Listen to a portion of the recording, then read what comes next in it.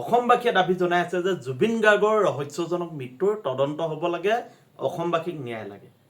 আজি 12 নম্বৰ দিন আৰু আজিৰ পৰা ৰাইজ দলৰ সভাপতি তথা শিৱসাগৰ সমষ্টি বিধায়ক অখিল গগৈ ডাঙৰীয়াই জুবিন গাৰ্গৰ ৰহস্যজনক মৃত্যুৰ CBI তদন্ত বিচাৰি অনিৰ্দিষ্ট কাললৈ অন্বেষণ আৰম্ভ কৰিছে।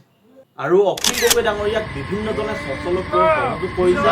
আজিৰ পৰা অনিৰ্দিষ্ট কাললৈ জুবিন গাৰ্গৰ ৰহস্যজনক মৃত্যুৰ ঘটনা তদন্ত নোহোৱালৈকে আৰু শ্যামকণ মহন্তক গ্ৰেপ্তাৰ কৰাৰ দাবীত লগতে জুবিন গাৰ্গৰ ৰহস্যজনক মৃত্যুৰ ন্যায় বিচাৰি প্ৰতিবাদ কৰাৰ কাৰণে ভিক্টৰ দাস আৰু অজয় মহন্তক যি NSA লগোৱা হৈছে, এই NSA উঠাই দিয়া দাবীত আজি অখিল গগৈ ডাঙৰীয়াই গুৱাহাটী চচলত অনিৰ্দিষ্ট কাললৈ অৱস্থান ৰূপায়ণ কৰিছে।